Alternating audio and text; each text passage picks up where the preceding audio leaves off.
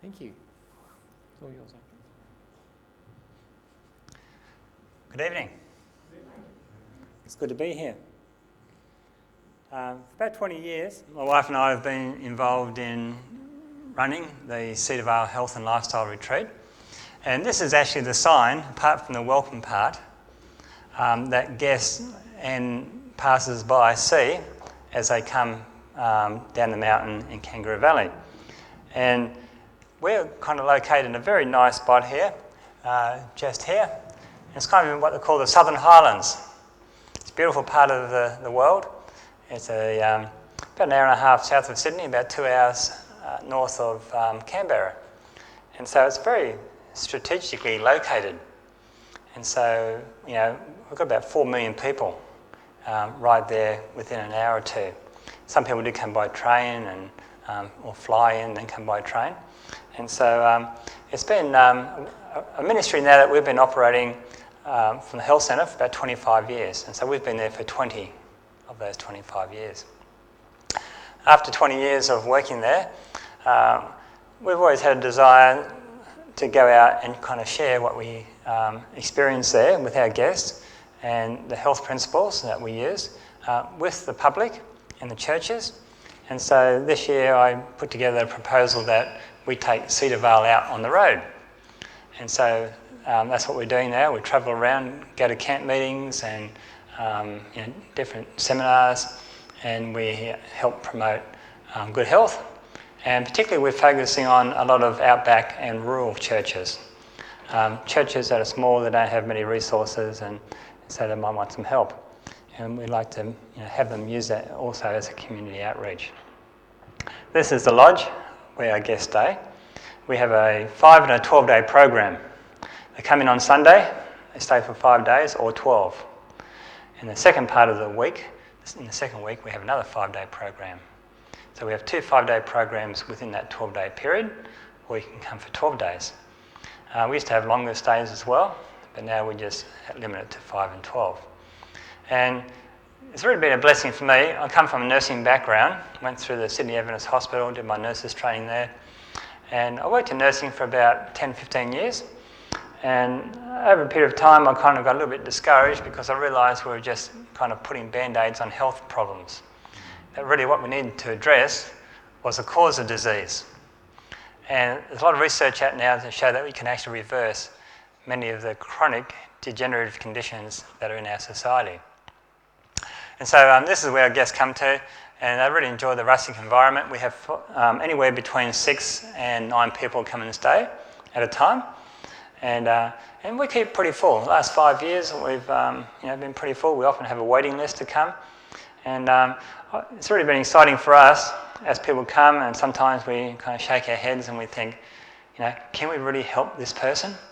They've got chest pain, they've got diabetes, they've got depression, they've got different aches and pains.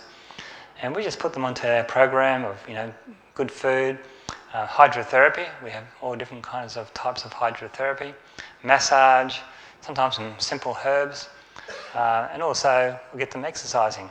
It doesn't have to be vigorous. We have a pool for those who can't walk very well. We have a nice indoor heated pool. And it's amazing. After 3 or 4 days, things start to improve. And sometimes I think it's also getting away from their stressful environment, maybe at home, coming away where they can totally relax and be totally pampered, and they love that too. That makes anybody feel better. And this is one of our teams here. It's taken a little while ago. We've had a few staff changes since then. But we've got a doctor on our team now in the last 5 or so years. And Dr. Paul Wood, the guests love him. He's very friendly. He spends an hour with them or more when they come. They feel very well cared for. And we have, one of the highlights is hands-on cooking classes. So the guests actually come into the kitchen. They run in the kitchen. We have little workstations. And my wife was in charge of that. And they actually make recipes. And so they know how to do things. It's one thing to tell people they need to change, but how do they do it? So we want to make it practical and empower them to go home with the tools necessary. And so it's all about using natural methods of healing and healthy living. So it's a lifestyle approach. And this is an orchard that we have as well. We can pick some nice fruit down in the orchard there. We have lovely citrus. And so the guests enjoy walking through the orchard, picking a piece of fruit and, yes, eating it fresh off the tree. And so we hope, and we've experienced over the years, hundreds of people leaving healthier and happier. And it's a really rewarding experience. And it's been a privilege to be part of that. But what we really face in our Western society today, and as you'll see in a moment, it's also growing in many of the developing countries, is a dilemma where, because of lifestyle, we have an increasing rates of obesity and diabetes and all those items you can see listed there. And it's really putting a big burden on our healthcare system. And more now, government and the health departments are realising that we need to address the underlying causes. And as we see a growing incidence, for example, diabetes is a big one, we realise that we have to address some of these things. And our doctor, he actually has a prescription, comes from the health department, where they actually make lifestyle recommendation changes like in a script. So you can have a script for drugs, but you can also have a script for lifestyle changes. And this is actually being promoted by the government and the health department. So it's exciting to see, but unfortunately it takes often years to put these things into place and to see results. And so it doesn't win too many votes. And so you don't hear a lot about it.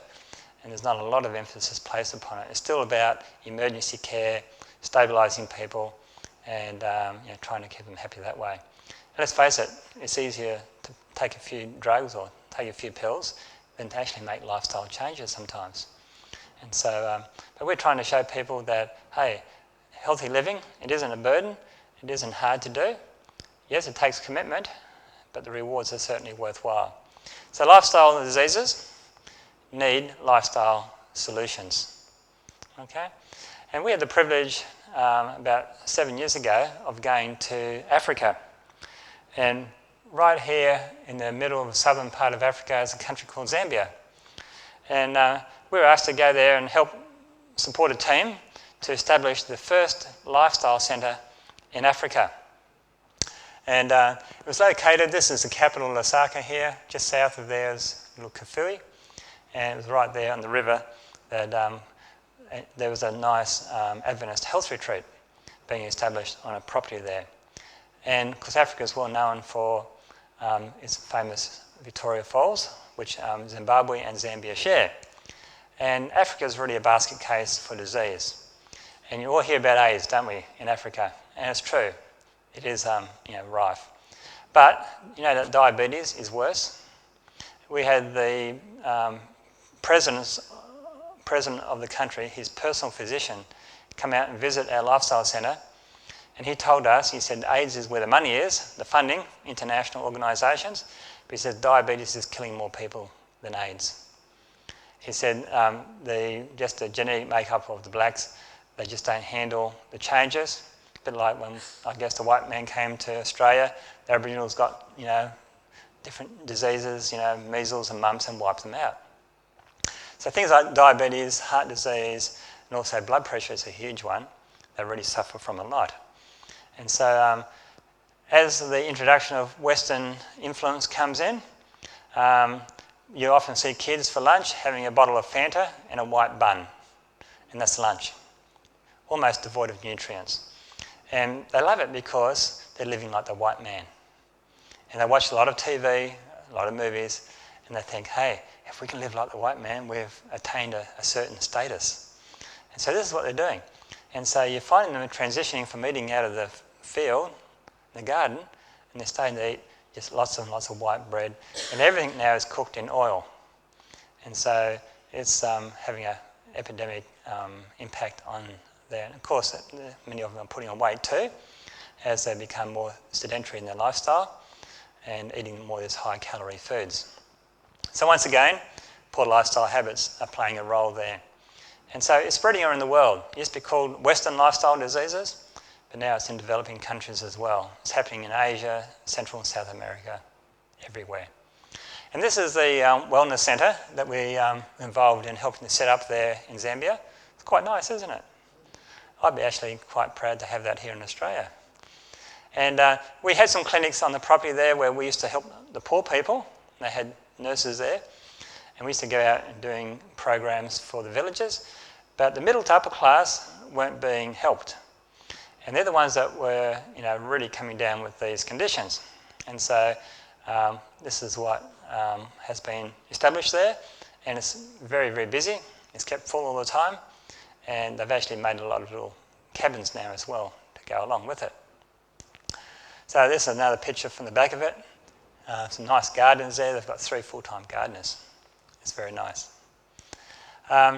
So what's the underlying problem with these lifestyle diseases, whether it's Africa, America, Australia, no matter where it is, there's an underlying problem as you introduce these lifestyle changes, and it comes down to what we call a basis for is blood viscosity. And whenever you increase the amount of fat in the diet, there's a thickening of the blood. And blood viscosity, some definitions there, it basically refers to the thickness or the stickiness of the blood. Okay? And it's a direct measure of the ability of the blood to flow through the vessels. So you have some large blood vessels, your arteries, and they eventually get down smaller and smaller and smaller. And when you get down to the very fine, what we call arterioles, very small arteries, when the blood is thick, these little red blood cells here, they start to clump up and stick together, and they can't flow through. And they're the ones that carry your oxygen to the cells for energy. And so often people feel tired after a fatty diet. It's because the blood isn't able to carry the oxygen to the very fine areas of the brain where it's needed for functioning. And so this is what's happening here. And you actually get traffic jams taking place because they just can't flow through nice and freely. So as the blood flows through the blood vessels, there's a certain amount of friction that causes against the blood vessel wall, and that then determines how hard the heart has to pump the blood through those arteries. So, to put it simply, say if you put engine oil, nice fresh engine oil into your car, and you say, that's great, it's nice and thin, and but you neglect to change your oil. Now, if you're a good mechanically minded person, you'll do that yourself, or you'll take it to a mechanic. But if you were to take off the top of the rocket cover, and say if you did, say, 20 or 30,000 kilometres, you'd find some sludginess taking place. The oil gets thick and sludgy, and so then it isn't able to circulate as easily. And the health of the engine depends upon keeping keeping the oil nice and fluidy so it can flow nice and easily. Similar thing happens in your body. The more thin you can keep your blood, the easier it flows around the body. It keeps it well lubricated and supplies nutrients and oxygen to every cell of the body. And so there's been some interesting studies done on the viscosity of the blood and how it can help prevent different types of diseases. So when your blood is nice and thick, this is what happens. It increases what you call the LDL cholesterol. They call the little devils. That's the bad cholesterol. It lowers the good cholesterol, which is the HDL, and then it also contributes then to diabetes, obesity, heart attacks, and strokes. So you can see it has a lot of implications. So it's really a foundational thing. And the thing that really is interesting is that you can actually reverse that high blood viscosity by lifestyle changes. And fat is the number one culprit. After you have a fatty meal, and it doesn't take a lot, the blood becomes sticky and thick within half an hour. And it takes about 3 or 4 hours for it to kind of be absorbed by the body and be taken care of. And so fat is number one. Some other things to help bring down blood viscosity is to bring the blood pressure down. And of course, a low-fat diet. Drinking plenty of water. Sorry, we missed exercise there. Exercise is very important to obviously circulate the blood. Drinking more water. Now, Loma Linda University in California, which I'm sure many of you have heard of, they did some research. And a lady doctor there, over a period of time, had 2 groups. One who was drinking a lot of water and one who was just drinking enough. And over a period of time, they studied and they found out the blood viscosity was quite a bit different because of the amount of water being drunk. And what they found was that drinking enough water was just as important as taking aspirin and blood pressure medication in preventing stroke and heart disease. And so she was saying you really need to drink plenty of water. And of course we all know that 6 to 8 glasses of water a day is really what's needed as a minimum to maintain a nice thin blood and to keep the urine pale. And that's a good test. If the urine, of course, is dark yellow, you know you're a little bit dehydrated. And so, blood viscosity. Now here's a nice car. I don't think I'll ever own one of these, but this is a nice Ferrari. And as you can imagine, there's a lot of engineering goes into that motor car, isn't there? Now, what if, when I picked up my Ferrari, the salesperson gives me a good rundown, he gives me the owner's manual and he tells me what kind of fuel. And I happen to take the car out, and after, it's getting low on fuel, I take it into the petrol station and I have a look there and I say, okay, what's the right kind of fuel for this car?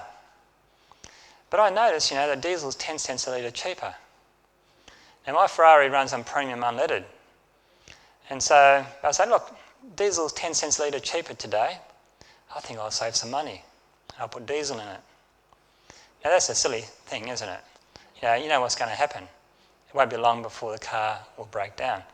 And so it's very important to put the right kind of fuel into your car. And is our body any less engineered? They say the way that our bodies are engineered is far greater than what you could ever imagine goes into any kind of car. And so we want to put the right kind of fuel into our bodies.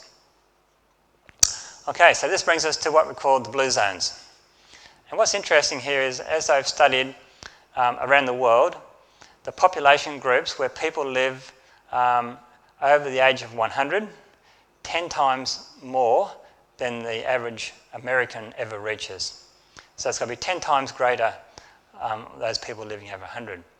And so Dan Buettner, in cooperation with National Geographic, they got some of these longevity researchers, people who study how long people live, and what they wanted to determine was where these populations groups were around the world, and what were the common factors between these zones or these groups that they could identify and we can learn from. So, great research project, wasn't it? Really amazing. And so it was eventually published in 2005 in the National Geographic, and since then he's also put out a book called The Blue Zones. And you can buy this very easily online. Makes great reading, very interesting. And what they found was they got this globe, and they were looking at it and saying, what are we going to call these zones? And so they got this globe and they were kind of circling them. They happened to be using a blue felt pen. And they say, let's call it the blue zones. A lot of people say, it has something to do with depression or some other thing, but it's just simply the colour of the texture they used. So they're the blue zones. And so Sardinia, Italy, Okinawa, Japan, Loma Linda, California, Nicoya, Costa Rica, and Icaria in Greece. They've actually added one more since then.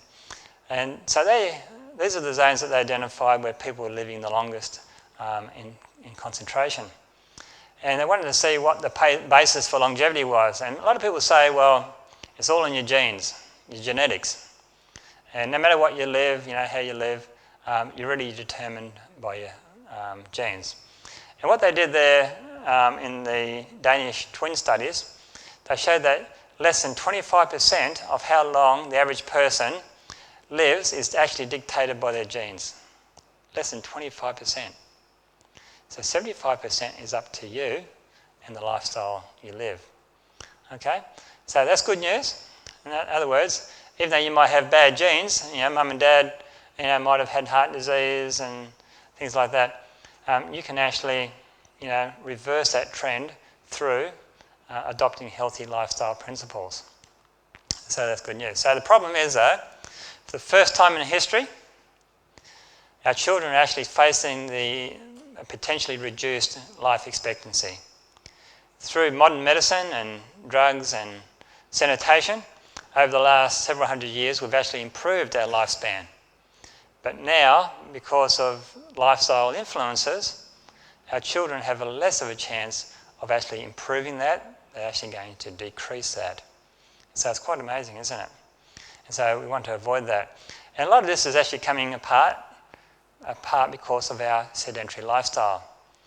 And I know, as managing Cedar Vale for some 20 years, I spent a lot of time in the office. And I don't like doing that because it's sitting down a lot in front of a computer screen. One of the things we did, we actually got a desk that raises and lowers down. And so we can actually stand up as we work. And the doctor's got one too. And that helps. And the doctor refuses to have a printer in his office. He'll print through to my office and he'll walk around to my office, say hello, catch up on the news, pick up his printing and then walk back to his office. So there's things that you can do to try and help that. So we have all these labour-saving devices now. We can print Wi-Fi. We can have things come to us very easy. And of course, things like transport, urbanisation have all had an impact as well. What they found with TV was every hour of TV you watch over the age of 55, it actually decreases your lifespan by around about 50 minutes. Smoking, one cigarette, will decrease your life by 22 minutes. But an hour watching TV, because of that sedentary factor, they say around about 50-55 minutes. And so just by sitting there, and often, of course, when people are sitting there, they're often having a bit of a snack as well. And so, the solution, how can you actually live longer? And so, is it available? Maybe I can just go to the health food store, and health food stores love people coming to their stores who are interested in improving their health, and they're guaranteed to find a supplement or two or three to give you, and and maybe that's the answer. Or maybe it's a special diet. I'm sure if you keep in touch with radio, television, media, there seems to be a new diet almost every week, doesn't there? If you read the women's magazines, there's always a new diet. Or maybe it's just an exercise program. Or maybe I should go and eat organic. That's going to improve my health. It may do. But really, as we look at our whole lifestyle, what is the solution? So let's do a bit of detective work here. Let's go and have an examination here of Sardinia, Italy. And some of the things that they found there in Sardinia was quite interesting. They ate predominantly a plant-based diet. Yes, they still ate some meat, but it was on special occasions. They didn't eat it twice a day. They have a birthday party, weekend, get-togethers, friends would come around and they have a bit of meat. It doesn't make up a large part of the meal. It's served in small amounts, often because it's harder to get or it's expensive as well. So that was interesting. So it has a bit of a role there in focusing more on plant-based. They love to eat out of the garden. They have beautiful gardens. They put family first. The Greeks and the Italians are well known, aren't they, for the emphasis on family. And so family is very important. Grandma and Granddad live with the grandkids and help look after the grandkids growing up. You often have uncles and aunties living in the community. So there's a lot of social networking taking place. So older people are really looked up to. They're reverenced because of their experience and their position in life. And so they really feel important. They feel valued. And this is something that goes across most of the blue zones. Of course, they're hardworking. They're out in the gardens. Often they'll have, looking after sheep or goats, and they'll be walking up and down hills and getting lots of exercise. And so they work hard. And so that's a great thing. And then they enjoy beverages that are rich in bioflavonoids. Some do have some wine, but a lot of them also just have grape juice, or they'll just have grapes and berries. And we now know that the grapes and the berries, particularly the blueberries and raspberries, are very rich sources of antioxidants. The pomegranates are very popular in the Middle East. And so you'll see a lot of pomegranates taking a primary role in many of their diets. And we now know that pomegranate juice is very good for you. Most of all, they don't take life too seriously. They like to laugh a lot. they have a good time with their friends. In the evenings, they sit around, they reflect on the day and life, and they share, and they have a fun time. And so that's really amazing. Let's go over now to Okinawa in Japan. Okinawa is quite famous, isn't it? The war there that took place in World War II, a lot of people lost their lives in Okinawa. And so this is where the movie on Desmond Doss is based from, at Hacksaw Ridge. And so Japan's had a lot of tension and war over the years. And so you think these people here would have much to live for? Well, it turns out that the Okinawan oldies who lived through the war, they're actually very positive people. And what they found there was that they embraced what we call ikigai. And ikigai means basically you have a purpose and meaning to life. So when they get up in the morning, they feel as though they've got something to look forward to for the day. And very interesting, once again, they're eating predominantly a plant-based diet. They're very keen gardeners. And what they do though, they have a community garden. They don't have their own garden so much. They have the garden as a central part of their little community, and they have their houses scattered around, and they come together and they work together in the garden. Of course, here in Australia, that wouldn't really work too well, would it? That's kind of really outside our thinking. But so they really enjoy spending time together, and they grow a lot of soybeans. So the green soybean, or edamame, is very popular. They make a lot of tofu and milk from that. They maintain a moe. Now that's interesting because this is where they get together and they have a lot of fellowship and good times together.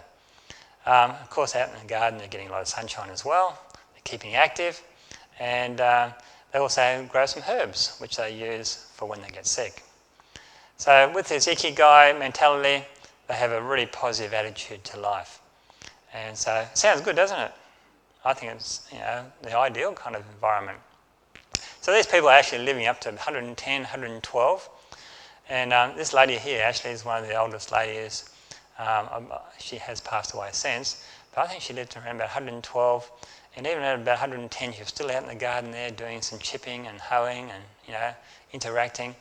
Anyone sick, everybody knows about it. They all go and support them, take food to them, so everybody feels cared for and they feel as though they belong.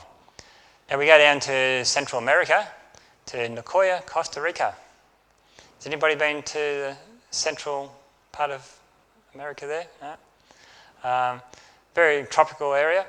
And the Nicoyans there, this is Dan Butner with one of the Nicoyan men, they're also very similar. They're Spanish, and they have what we call plan de vida. Once again, a little bit like the Okinawans with their ikigai. These Spanish people, they also have what we call a plan for life. In other words, they have direction and purpose and meaning. So very similar. They drink hard water, which is high in calcium. And so they think this also helps their bones and help prevent osteoporosis. Also, there's a focus on the family. They tend to eat a light evening meal. And this is something that's interesting. They have the main meals of breakfast and lunch. And I'm sure you've all heard that ideal recommendation, haven't you? A light evening meal at night time. And it's interesting, that we went to Africa and worked there for several years. Most of the Africans only have 2 meals a day. Now, I'm sure that's often because they're a little bit poor, but they'll have their breakfast, or they'll skip breakfast and they'll have lunch and they'll have a light evening meal.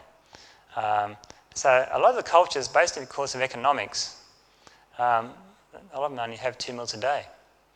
But so the Koreans have a light evening meal. Once again, social networks, they work hard, they get a moderate amount of sunshine, and they enjoy a lot of whole grain foods. The biggest problem we have in our Western society today is that we're eating too much processed, refined foods. And the more that you can steer towards whole grains and whole foods, the better off you are, of course. And someone said, who do we trust? Do we trust God who puts it all together? Or do we trust man who pulls it all apart? And so I kind of like that. And it's a good idea to really, as much as possible, some foods, of course, you have to cook pumpkins, potatoes and different foods. And I enjoy my cooked foods. But they're whole, they're not refined or processed. You don't have a lot of refined oils and that added to it. You use a bit of oil occasionally, that's fine. But, predominantly steer towards the whole foods is ideal. Now, Loma Linda, California. Anybody heard of Loma Linda? Okay. Feels like I'm speaking to all the converted here. So the Adventist health studies are well been documented. And the latest one, Adventist Health Study 2, they've actually got further funding for that, and so it's ongoing. And so they can continue to study this large group of people over a period of time and see really what factors contribute to different kinds of diseases. One interesting factor that came out of it was the risk of fatal heart attack. When they compared that, the people who lived at Loma Linda, with the general population around, they found that those men who ate pretty much all plant foods had less than 20% the risk rate compared with the rest of the population around Loma Linda. So that's quite good, isn't it? And as they started to introduce milk and eggs, which are higher in fat and cholesterol, they went up to 40% the risk rate. And those who then included meat in their diet, more than 4 or more times a week, it went up to 60%. You might say, well, why didn't it go up to 100? Well, that's probably because Adventists tend to exercise more. They also don't smoke and drink. And we know that those two items alone are also contributing factors. Compared with people who rarely ate nuts, there was a reduction in fatal and non-fatal heart disease of 50% by eating nuts at least 4 times per week. So, and particularly one nut they picked out in the Loma Linda studies was the walnut. Walnuts are a very good source of what we call the omega-3s, essential fatty acid oils. And they're very good. Yes? Adrian, could you just unpackage that a little bit further? So vegan men have a 20% less... So those who are vegan men, they only had 20% the risk rate. So around them, there was 100%. Instead of them having equal or 100% the risk rate, they only had 1/5 less. So if there's 5 men out there having heart disease, these vegans only had 1 out of 5. You're less than, said more than the next 40%. Oh, yeah. Should be less than, yeah. Yeah. So that's the way it works, yeah. Is that clear, everybody? Okay. Cancer. For men, the prostates, they found that non-vegetarians had 54% more prostate cancer than vegetarians. Okay? So if you're vegetarian, about half the risk of having prostate cancer. Consumption of soy milk, more than once per day, was associated with a 70% reduction in the chances of having prostate cancer. So soy milk is actually very good. It's interesting, a lot of our guests come to Cedarvale and we use soy milk there along with nut milks and oat milks and rice milks as well. And a lot of people are very concerned about, particularly the ladies, with soy milk because of the estrogen type compounds in soy. Because there was some research released a number of years ago where they tried to implicate that soy could actually affect women, particularly postmenopausal, in increasing the risk of breast cancer. But they found out later on that that study was a bit skewed, quite a bit skewed. And as they did the research, and particularly they went to Japan, they found that the Japanese women, they didn't have any increased risk of breast cancer at all. In actual fact, it was very, very low. And they suffered very, very little from menopause in Japan. They ate a lot of soy. And they now show that instead of actually contributing or possibly causing cancer, it's actually a protective factor in helping to prevent against breast cancer. And so it's actually very good for both men and women. For colon cancer, sorry, sir? Some of the commercial soy products are very high in sugars. Yes, they can be. So you need to read the labels. Read the labels, and there's some that are very low. They're the ones you need to ideally look for. And some are also high in oil too. So you've got to watch the amount of oil on some of them also. But there's a lot of varieties that you can look through and read the labels there. Do you have a specific brand that you use at Superbat? What's one, Michelle, that we like to use? There's one that's called Pure Harvest. Pure Harvest, yeah. There's also Vitasoy. Those tend to, whole soybeans is what you're looking for more than soybean isolate, whole soy. Yeah. Okay. Now for colon cancer, those who are non-vegetarian, they had 88% more bowel cancer than the vegetarian men. And so they actually directly linked that with the amount of red and white meat intake. And then they found that eating legumes was actually, very good to help prevent cancer. If you ate it 3 or 4 more times per week, it actually was, better than those who are eating red meat. But for some reason, don't know exactly why, those who are eating white meat, it didn't seem to be so bad for bowel cancer, white meat. But red meat was more so. And so they don't know exactly why that was, but they put that up there as a fact. And so, once again, eating lots of legumes is very good. And then we found with our diabetics at Cedar Vale, they come in, the first thing that we do, we had a gentleman only a month or 2 ago, he came in, he was on about 120 units of insulin a day. He had depression, he was very overweight, his knees were gone from lots of years of wear and tear in the joints, and he just looked very sick. But first thing we did was we cut his insulin in half. You'd say, what's a silly thing to do? His blood sugars are going to go up. But what we find is that quickly, on the whole food diet, the blood sugars quickly come down and they become quite stable. And if you don't take them off some insulin, they'll start having hypos or low blood sugar levels. And that can actually make them quite sick, and they can faint. And they go into a hypoglycemic episode, and it can even be life-threatening. And so our doctor would just take them in half straight away.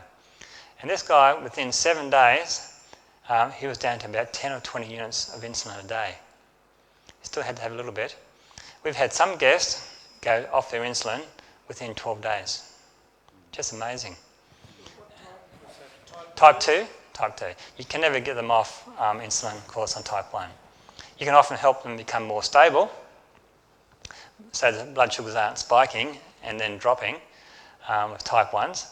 You can get them more stable, and they can often reduce their insulin, but no, you can never take them off, of course, because the pancreas just doesn't work. Whereas for type 2 diabetics, many of them, their pancreas will work more efficiently if you put them onto a very low-fat diet. And so that's the key, because a lot of people think with diabetes the problem is sugar. Now, sugar is a symptom. So yes, it is important to watch your sugar intake and to watch your sugar levels, but really what is important for diabetics is the amount of fat, because fat actually blocks the little what we call receptors on the cell wall.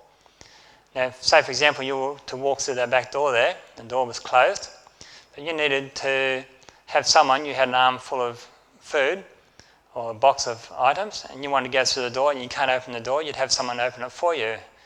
Well, insulin does that, where the fat the fat blocks the door.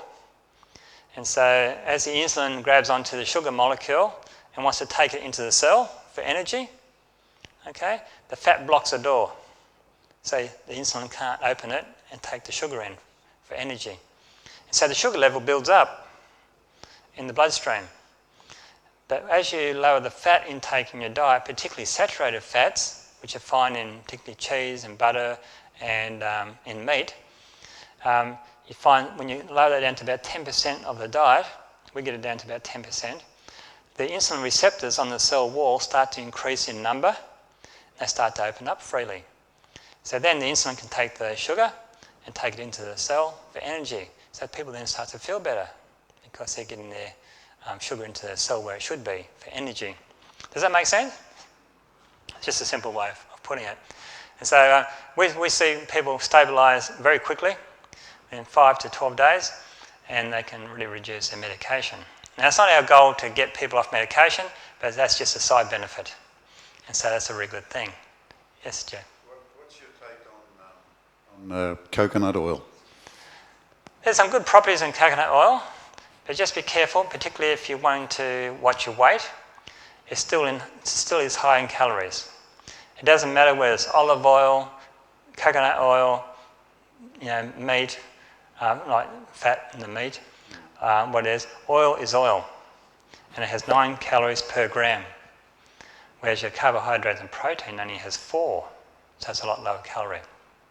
So some of the oils are actually good for you, but just if you're trying to watch your weight and watch particularly your saturated fats, because some of the oils are solid at room temperature, that makes your blood more thick and viscous.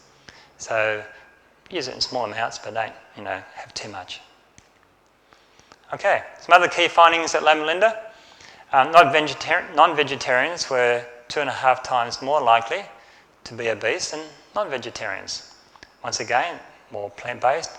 The food is less dense in its calories because of that, so they tend to be less likely to be obese. Daily consumption of meat more than doubled the risk of developing diabetes. And once again, that's because of the saturated fats. Non-vegetarians had a risk of fatal stroke that was 20 to 30% higher than vegetarians. So quite a bit, isn't it? And then eating meat doubled the risk of dementia. Have you heard that one before? Interesting, isn't it? Big study was just come out. I heard it on the media about a month ago. A European study where they're linking now a lot that in the study is that as the meat consumption goes up, the risk of dementia goes up as well. Not to say it's the only cause, but it's a large contributing factor. So you just need to be aware of that. But don't say meat causes dementia, but it's a contributing factor. Okay, so some of the other lessons from Loma Linda, some of this you would know, the sanctuary in time, the Sabbath, a day of rest was very important as part of their health. And of course they spend a lot of time together in church and fellowship with like-minded people. And they like to go nuts, eat plenty of nuts, particularly walnuts. People say, well, how many nuts should I eat per day? Well, I say around about how much you can clasp in a closed fist, which is about 2 tablespoons. Okay? The fat is in the nut with all the fibre and the protein, and that's the best way to eat your oils that are good for you. And so around about 2 heaped tablespoons of nuts a day is a good thing to do. And some nuts are slightly better than others. Walnuts are one of the best. And macadamia nuts seem to be a little bit high in oil. But some things like the cashews are quite good. And of course almonds are excellent. They're one of the lower fat ones. Sorry? Oh, and Brazil nuts as well. Of course, yes. So I was just wondering about the nutritional content of like something like pepitas, because we've got a daughter that's allergic to every nut. Yeah, okay. So I'm just wondering if there's anything you can eat that will substitute that nutrition that you would get out of nuts. Yeah, the pumpkin and the sunflower seeds are also, not sunflowers, no. Yeah. Peter's the only one, she doesn't even like pepitas, but I'm just wondering, is there any other way of getting that nutrition you get in a nut? Have you looked at flaxseed? That doesn't agree with her either. Didn't worry with it. Okay. Well, omega-3s and those essential fatty acids, Shell, there's, of course, can she have the chia seeds? That's one of the best sources of the omega-3 essential fatty acids. Chia seeds. Ground, yeah. So you ground up. Very good. Chia is one of the best things that people can have. So, Yeah, I read recently you couldn't eat anything else in the day that would give you yeah, that's good. We even use them in smoothies now as well. It's very good. Okay, of course, yes, Jeff? I've been told that in Australia the soils are very, very low in selenium, and the best source of selenium is Brazil nuts. Yes. Have you heard that? Yes. Yeah. Yeah. Okay. They are a good source of So selenium. how many Brazil nuts should you have a day? Once again, you can have too many. But yeah, if you have half a dozen a day, that would be great. Around about half a dozen. The doctor says that them two just tells the guests that they should just have one, or not just, but one Brazil nut will provide for their selenium needs for the day. So it's not very much that you mentioned. Of course, you can have, like those two clenched handful if you want to, which is about 6. So, yeah. And of course, many adventists are involved in community services, so they're giving back something to the community. They're involved in that. Majoring plant-based foods, once again, eating a light evening meal and drinking plenty of water. So you can see that there's common factors coming across all these blue zones. So putting it all together now, there's basically 9 characteristics that came out of all the blue zones step by step, and we'll just go through them quickly. Keeping active, okay, moving around, aiming for at least 20 minutes of exercise a day. If you can increase that to 60 minutes, that's fantastic, particularly if you're trying to, things like lose weight or, bring your diabetes under control. We try and get our guests to move up towards doing at least 10,000 steps per day, which is about an hour of exercise.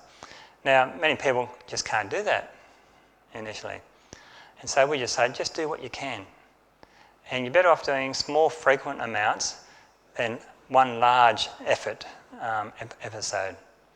And we had a gentleman, was quite large, he was about 240 kilos. He came up from Melbourne to lose weight. He had to get down to about 170 before the doctor would operate. And he can hardly walk at all. And we just said, just do frequent, small amounts. So he just walked to the other end of the room. And he started to move outside after a while. He moved to the other end. He started to walk to the end of the car park.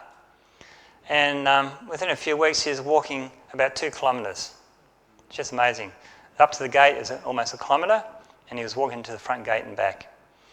And he ended up staying for about 9 months. And he came kind of like almost part of the team there.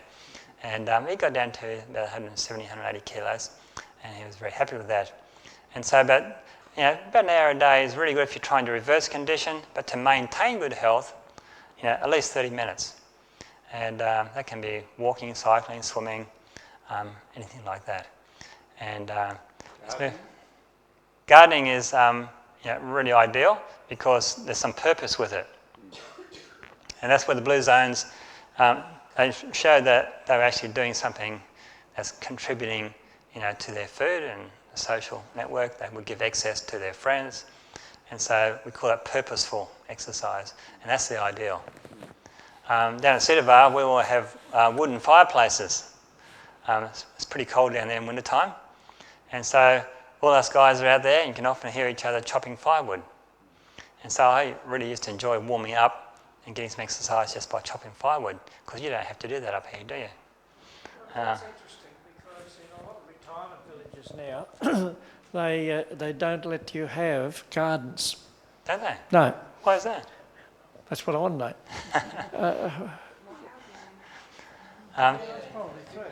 Yeah, I know down Currabong, a lot of them there have a nice little garden there. My mum and dad, they lived in a retirement village there. And they had a nice garden at the back of their house, their own, and next door neighbour had one.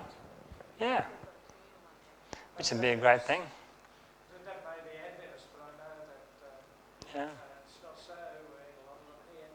Is that right? I wonder why that is.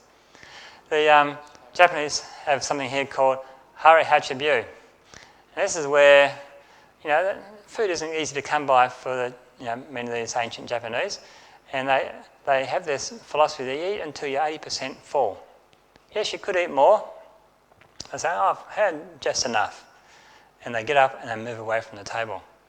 And they're encouraging, the Japanese are, teaching us that it's good not to just sit there and eat until you feel full.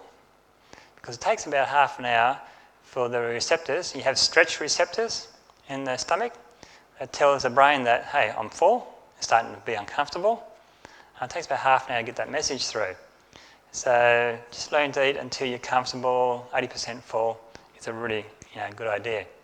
So to help with that, eating a fibre-rich diet, eat a dished-up meal rather than a smorgasbord. Now, my wife's American, Americans, they never serve it up on the plate. It's always a smorgasbord, even for two of us. My wife still does it, you know, she have a pot there and a pot there, and you can put on much as you like. I was growing up in a family there in Currumbong, and my mum always served our meal. You know, you get this much, and you had to ask for seconds. And so it helps to serve your meal up on the plate, take it to the table, and that helps to avoid eating too much. Make food look bigger. That is, use a lot of salad items. And that really fills up. We had a salad, like a hamburger today for lunch. Michelle made up. I had a patty in there and all the different salad, and it was about this thick. I didn't know how I was going to eat it, but it's just full of fibre-rich foods. Very good for you. Make snacking a hassle. If you have snack foods, put them up in the cupboard. Don't put them out on the bench where everybody can take a piece as they walk by. I remember when I did my nurses training, we got boxes of chocolates given to us from all the patients. And we usually, just about every day, we'd have 1 or 2 boxes of chocolates.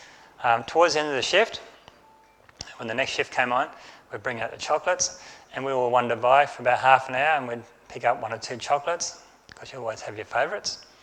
And, I noticed when the girls first came there to nursing, they were nice and thin, came from home. But over a few years, they put on quite a bit of weight, because once they weren't very active, of course, but boy, didn't we eat well. And so, that was a problem. So put the snack items up out of the way and bring them down for a treat. Okay, another one there is to use smaller plates. I don't know about your church here, but at Barrel Church, we have small plates for potluck. That's a bit frustrating for us men. You know, we like to have a decent sized plate, so it's hard to fit enough on it. But tell you what, it helps to avoid eating too much. You have a big plate, the tendency is to fill it up. And so try using a smaller plate. Particularly good at home if you're trying to lose weight. And so I'm going to limit myself to 1 plate full of food and have a smaller plate. Okay, buy smaller packages. Americans are really quite bad at this. Everything's big in America. My mother-in-law, she goes out shopping, Costco, big packets of everything. Because when you open a packet up, you have to use it within a certain time before it goes off. And so buy smaller packages, and you're less likely to overeat. Eat slowly and savour your food. There's one thing I'm always getting in trouble with from my wife. She says, you eat too fast. You don't chew your food well enough. And so when you eat your food slowly, you enjoy it, and by the time you get through your meal, those stretch receptors are telling your brain that you've had more than enough. Sit down when eating, not in front of the TV. Studies show that when people eat in front of the TV, they eat more than what they should, and also they eat the types of food that tend to be more fattening. And eat early.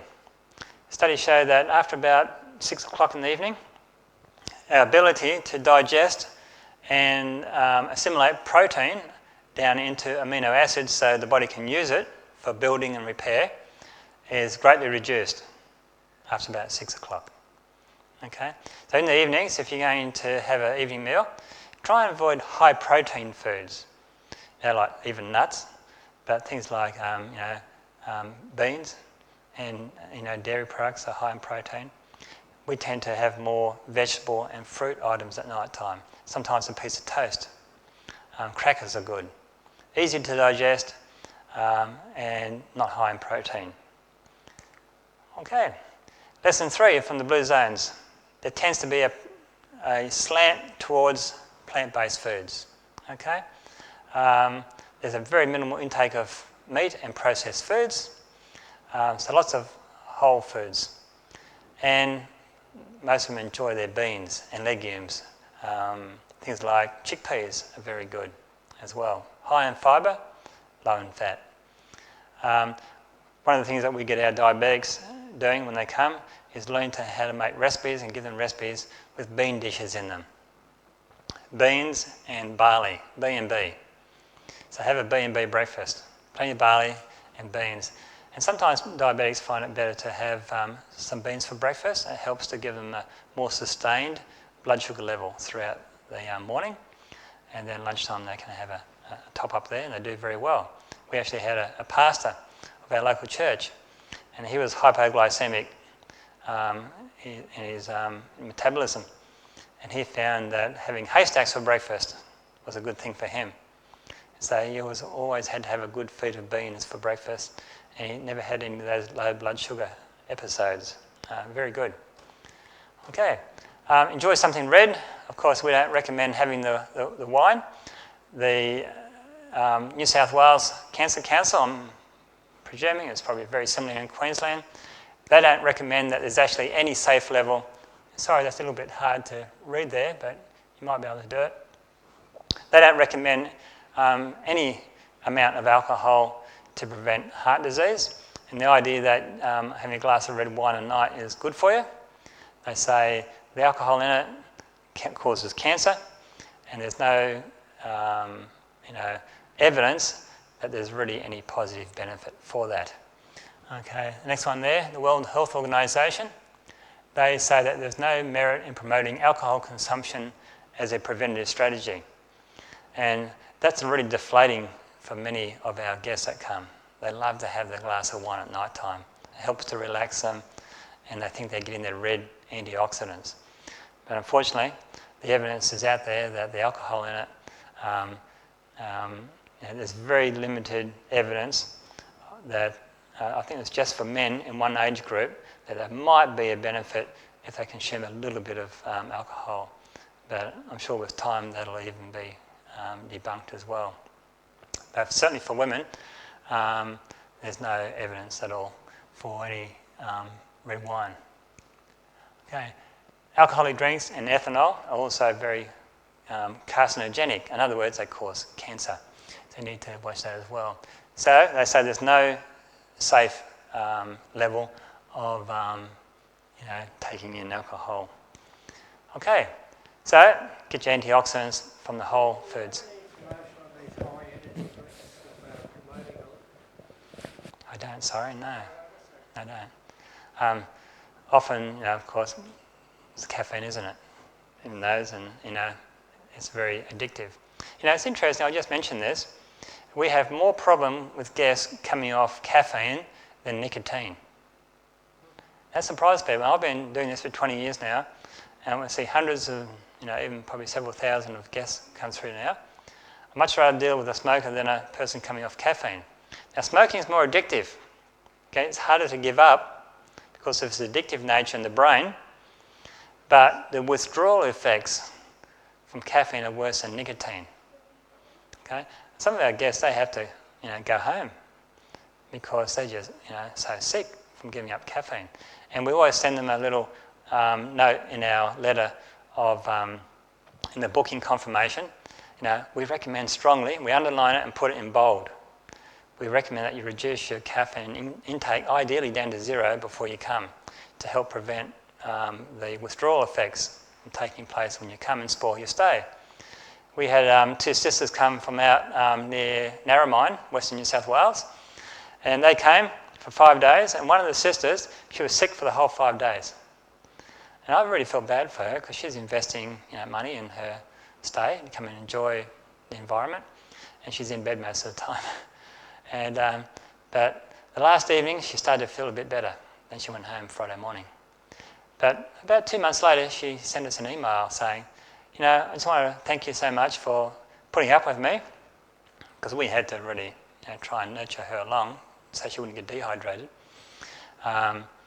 We almost had to put a drip up, but we just managed to avoid that. She said, thank you so much for putting up with me and helping me through. She said, I'm just letting you know that I'm caffeine free. Now, I've never felt better in my life, well, I shouldn't say life, but for a long time. She said, we're both walking every day, we're staying on the plant-based diet, we feel fantastic. And she said, I never realised that caffeine was so addictive. And many of our guests say that. They say, I didn't know it was affecting me so much. And a lot of them say, I know it's not the caffeine, I only have 1 cup a day. Doesn't matter. Many of those people only have 1 cup a day, they'll still have quite severe headaches as well. Sometimes they don't. But I'd say on the whole, most people will have some form of headaches. Okay, live life with a purpose. We saw that with Ikigai and Plan La Vida. That's very important to have. I think as a Christian community, that's part of our reason, isn't it, for existing? Come together for support, encourage one another in our life's journey, and that's very important. And of course, learning something new. Now this old lady here, at the age of 70, she got her first computer. And at the age of 96, she got her iPad. And this is actually our doctor, his wife's grandmother, the grandmother of our doctor's wife. And she's just thriving on life, always learning. And it's really important to keep your mind active in doing that. Lesson 6, very hard in a modern, fast-paced society. Reduce the noise in life, the noise of busyness. And I went to Grey Nomads camp last week down there at Stewart's Point. About 400 or 500 Grey Nomads there. They're reducing the noise in their life. They're taking time out. Of course, they're retired, most of them. But they're just enjoying visiting their family and friends and their kids, and life's winding down for them. But it's very hard, isn't it, when people are working, and many times today both husband and wife have to work and shuffle responsibilities of house and raising the kids, and it's hard to reduce the noise. We get very busy and stressed. And but where people can, if they can kind of cut out some of the extra things in their life and focus on family and friends, they're a lot better off. Be early rather than late. Being late is stressful. We knew we had 5 hours today to get here, so we left at 7:30 this morning, allowing ourselves plenty of time. And along the way, I realised we had plenty of time. We stopped and we enjoyed it. We had a bit of a walk along the beach there at Tenham Sands near Gladstone, and we had our lunch. It was very nice. And so being early is important. Of course, take time out and praying. Healthy sanitarians everywhere, no matter what society, have a faith base to their community. It's very important. They've also found that similar in Hindu and also Buddhist cultures as well.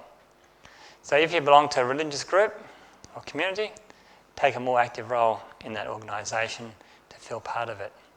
Lesson 8, always put loved ones first.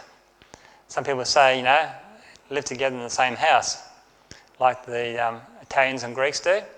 They like to, share their house with family members. Come and live with us, we'll look after you.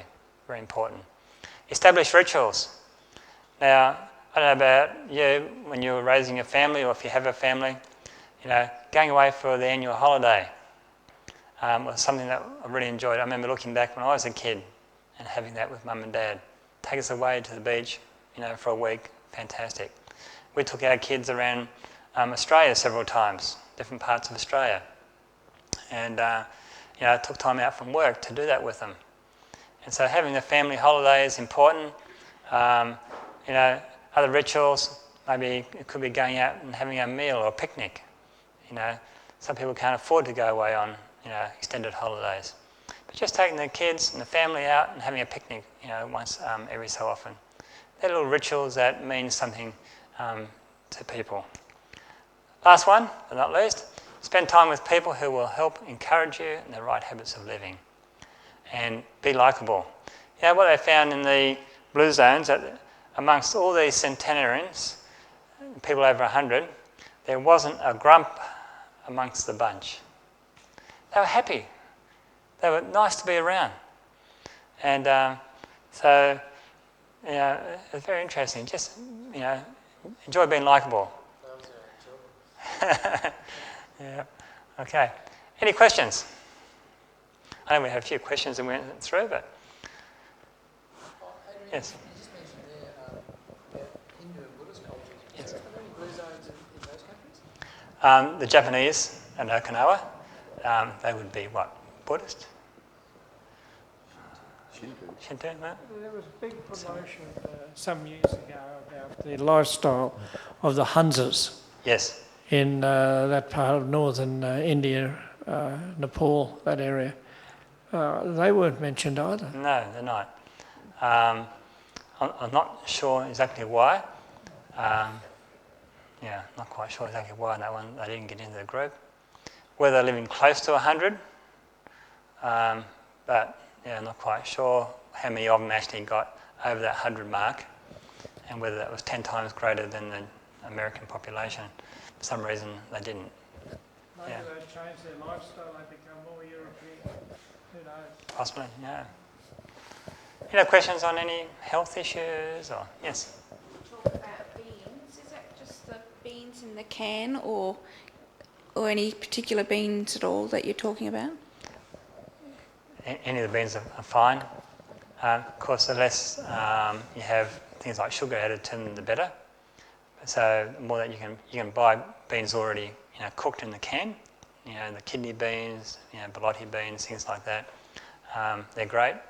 But try and avoid the ones that have all the excess sugar, like some of the baked beans, for example. But any of the forms of beans are really good. And they have the soluble fibre in them, which is really good as well, which helps your blood sugar.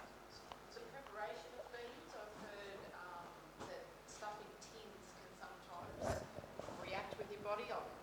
Basically, is what Yeah. I'm talking about. And if you have prepare your beans differently, that can be avoided and stuff like that. Is that right? It can help avoid it, but I don't know how you prepare beans. You're going to get things in it that's going to cause more wind.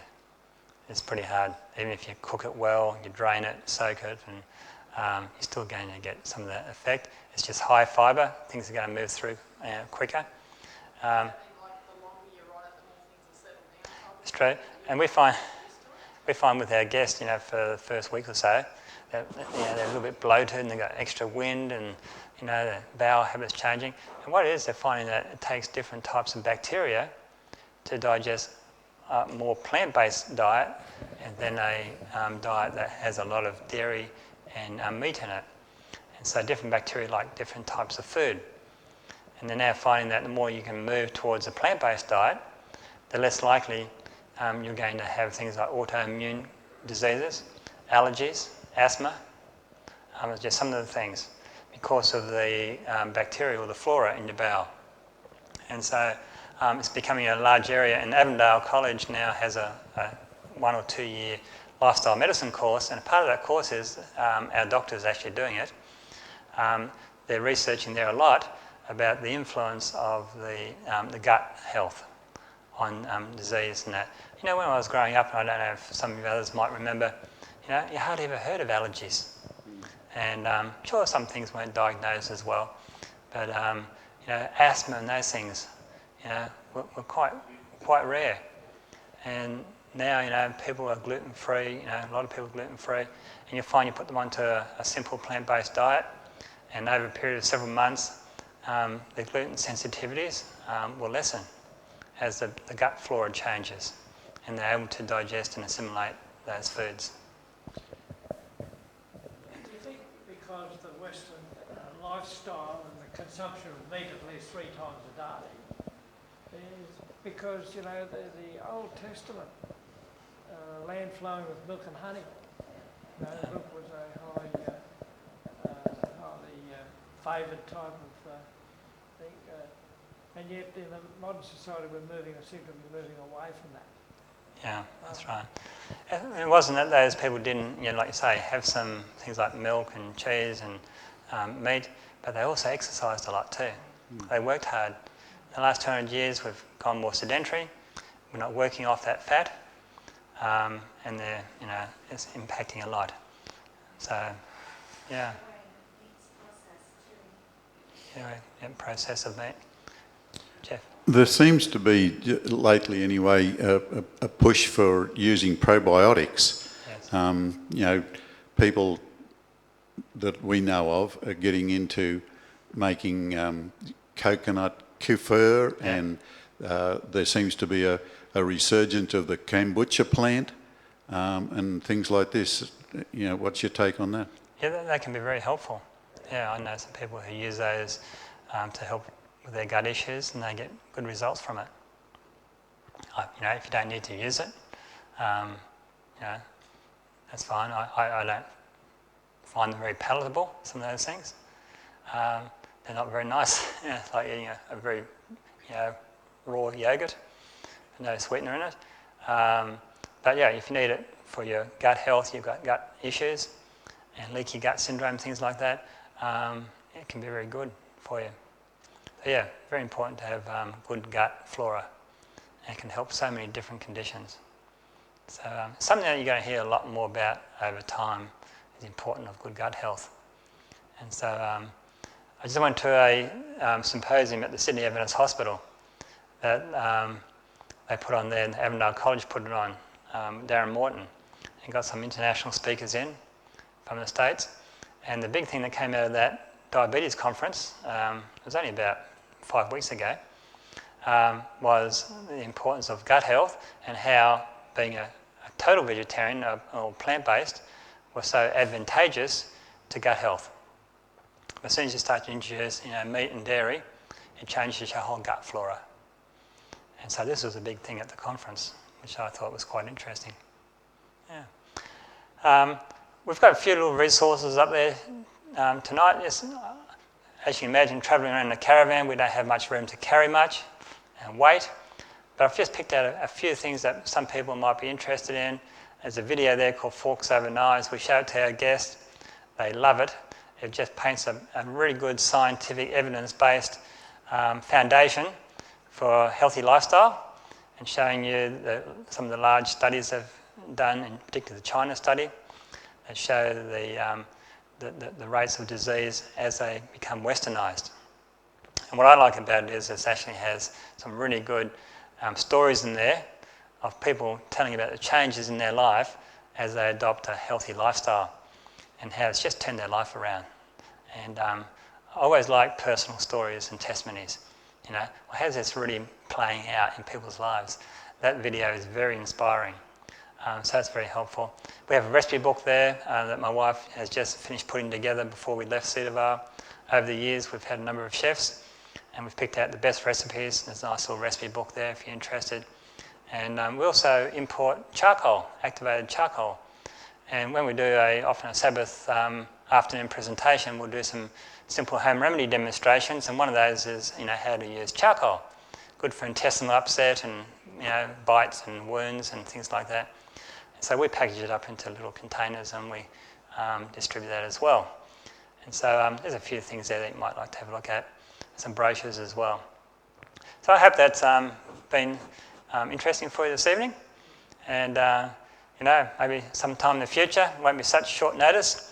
Unfortunately this week I couldn't help it because I didn't have a few things worked out, but last moment contacted Mark and he said, yeah, okay, we can work it out for you to come. You probably won't get too many being Sunday night, but you're welcome to come as you come through. And so maybe another time, maybe next year, we can come and do a few days and teach some hydrotherapy and simple remedies as well. And so that's always exciting. I've got quite a few lined up at some of the bigger churches down south where we're actually training the church members in hydrotherapy. They want to learn those simple remedies, and so maybe we can do that sometime. And that's one area that we really enjoy because it's really helping to address that issue of circulation and helping the circulation of the body to bring about healing. And so thank you for your time, and God bless you, and may you live a happy and healthy life like those people in the blue zones. Shall we just bow our heads as we pray? Lord, we want to thank you so much for your goodness towards us. We thank you for life. We thank you, Lord, that you want us to live the abundant life. And Lord, we know that sometimes it's hard to kick against the culture. We have a whole culture around us that isn't ideal in many ways. We have a lot of knowledge, but how to apply that knowledge in a modern Western society is often difficult. We're bombarded in the media as we go shopping. And we just pray to you, Lord, that you'll help us to make some commitments. Sometimes, Lord, we can only make changes slowly. But we know, Lord, that through your strength and through commitment, we know, Lord, that you can bless the efforts that we make to address our lifestyle. So go with us now and bless us throughout this coming week in all that we do. And we thank you, Lord, for these things in your name. Amen. Oh yes, I have a little 4-minute video of the health centre and some of the guests there. Thank you.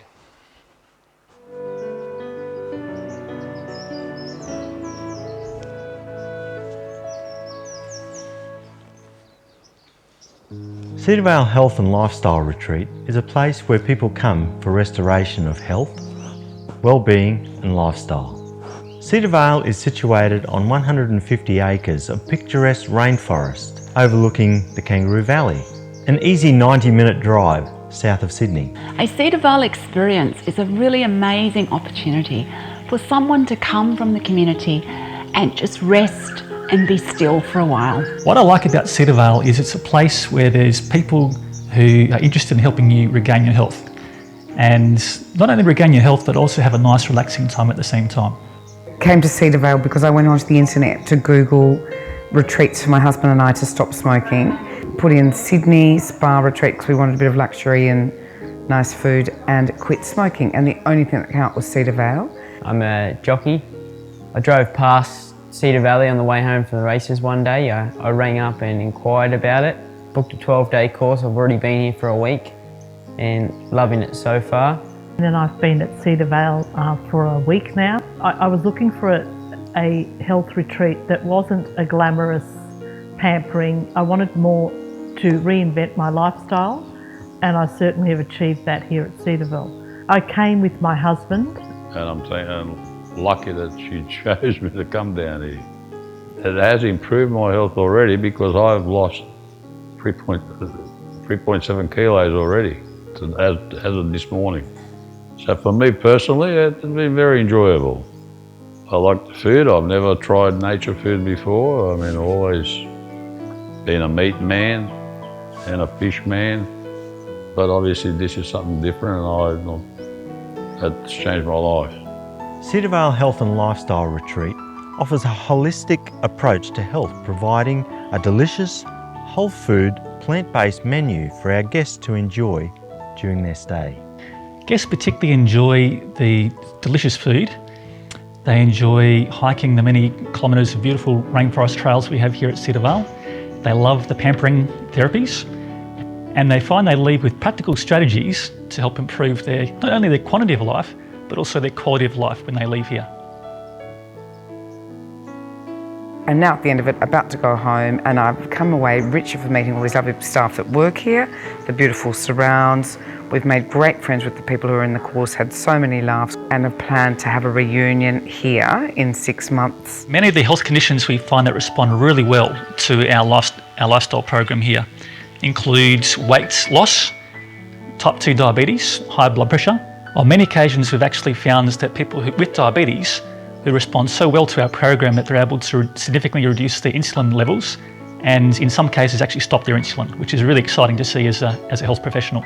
As they slow down, as they enjoy the beautiful therapies that we give them, the detox program, the great food, the lovely walks outside, as they start to really appreciate that and reconnect with who they are and where they're going and why they're even here, they actually start to unwind.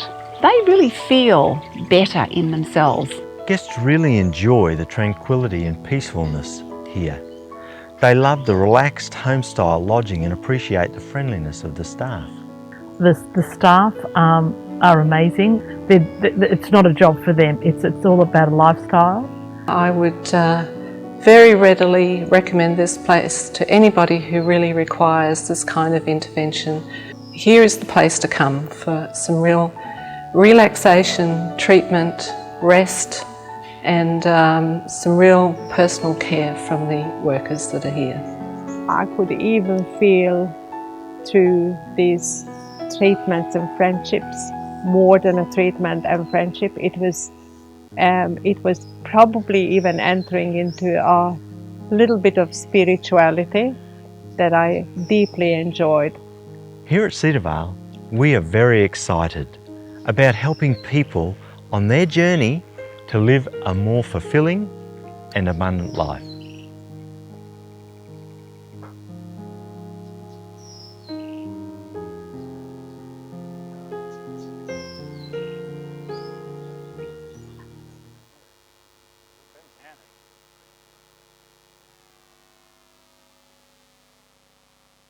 We've been involved with the Barrel Church and doing a few CHIP programs, the Complete Health Improvement Program, and that's already gaining momentum, and we've included in that a community garden.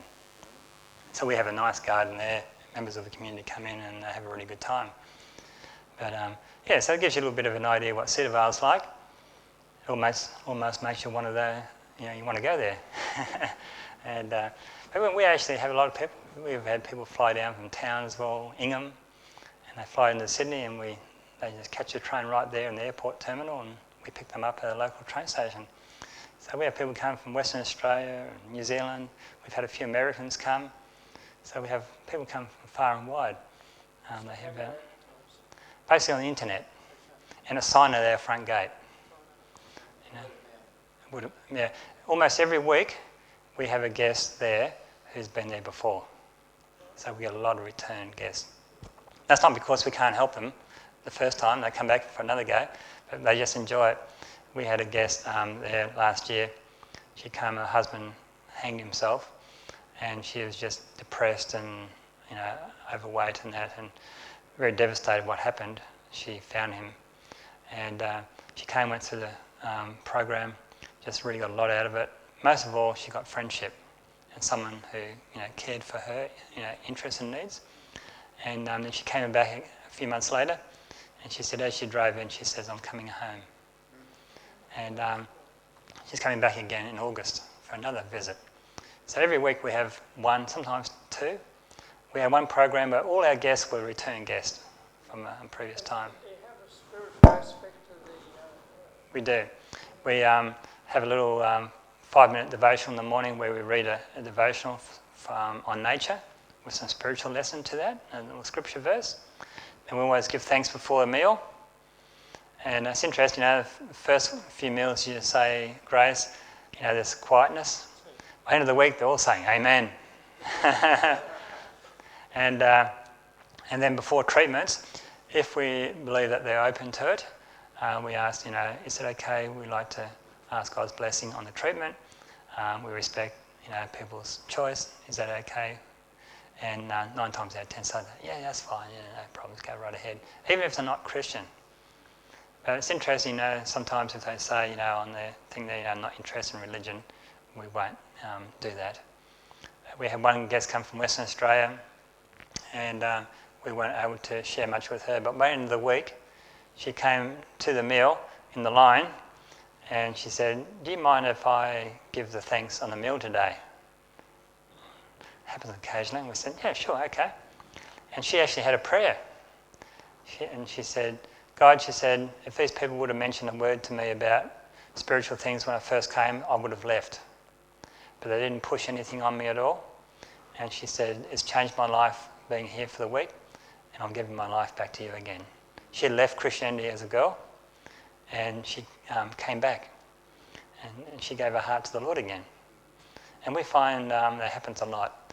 Over 3 or 4 days, they're a little bit reserved at first, but then they get very open. They start to ask questions, and we're able to pray with them and give them literature, and we've had quite a few give their hearts to the Lord. Thank you very much. Thank you.